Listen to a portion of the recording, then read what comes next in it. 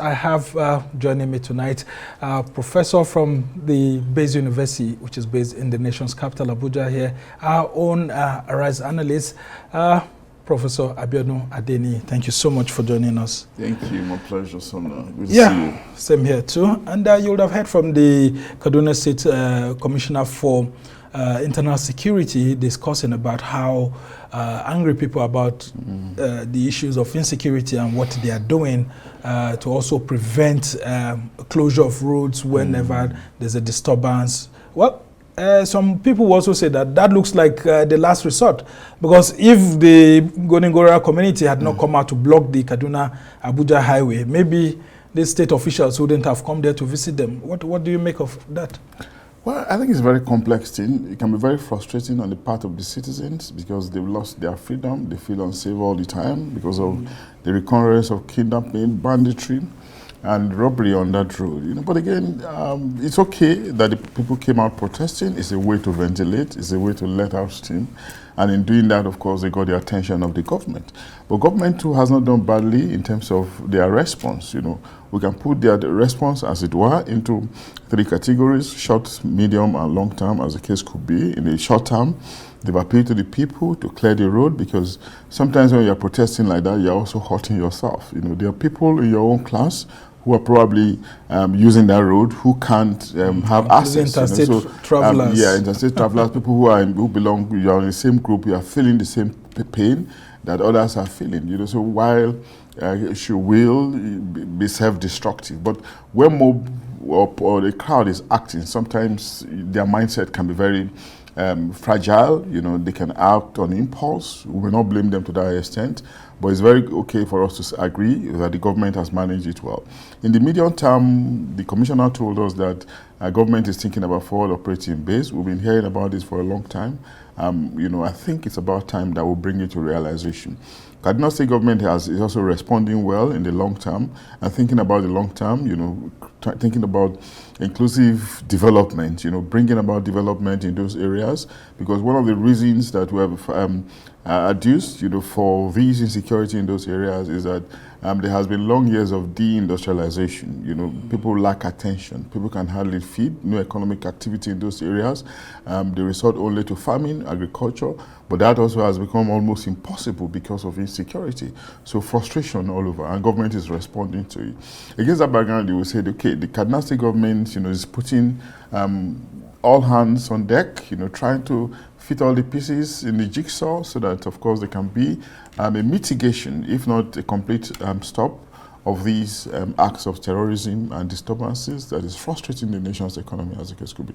Yeah, I mean, one good thing I also loved about the submission by the commissioner is the fact that the government is not just looking at that security incident. It has also put in place measures by its peace commission in the state to go around and ensure that there are no, you know, crises other than this security incident that happened. Because that particular spot used to be a very terrible spot whenever there are religious or ethnic disturbances here and there. But talk to us about how Kaduna is in a very, very difficult position, because, I mean, it's the arterial roads that link the north and south that, you know, it has found itself in the middle, and how the government can actually better manage these arterial roads by ensuring that the military and other security services do better than they've done, because they're already receiving commendation, including from someone like Shehu Sani, and of course the military killed a renowned bandit around there. But what more can they do to ensure that these roads that link the north and the south are actually pretty well protected? Well, I agree that they're already doing well, but again, you know, sometimes criminals are able to operate on roads that are very bad. You know, yeah, we are aware that some of these roads are not completely owned by the state government. Perhaps we need to call on the federal government to give the state government, particularly Kaduna State, being a historic state. You know, Kaduna is a epicenter of political activity. It has a lot of significance in terms of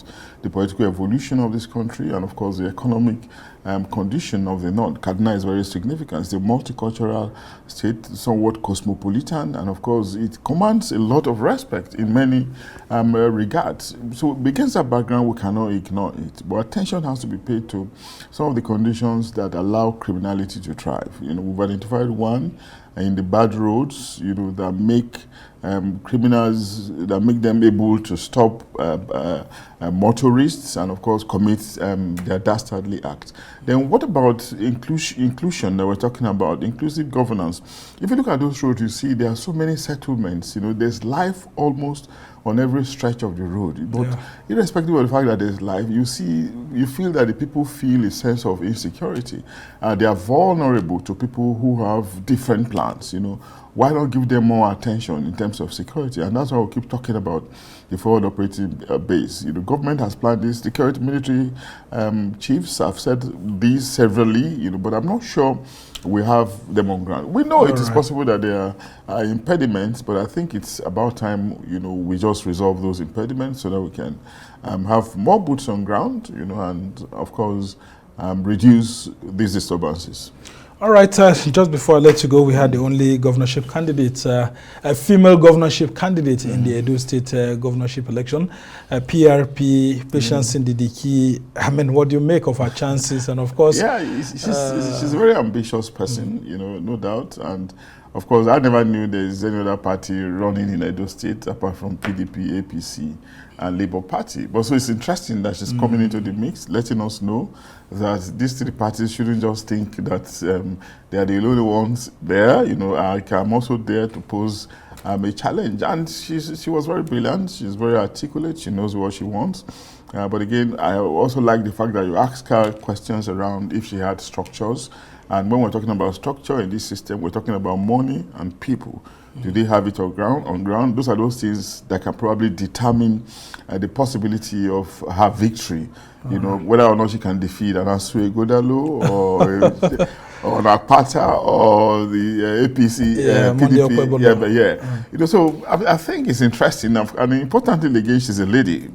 So much courage that she's exhibiting. The only thing we can do is to wish her well. All right. Because she has come to make the race much more interesting. Yeah. Rather than the triangle of the APC, PDP, and Labour Party. All right. Tough call ahead for the PRP's Patience Ndidiki. We must thank you so much, Professor Abiodun Adeniyi is a professor at the postgraduate school at the Baze University here in Abuja. And of course, a Rise analyst, we must thank you so much for joining us to help us understand the issues.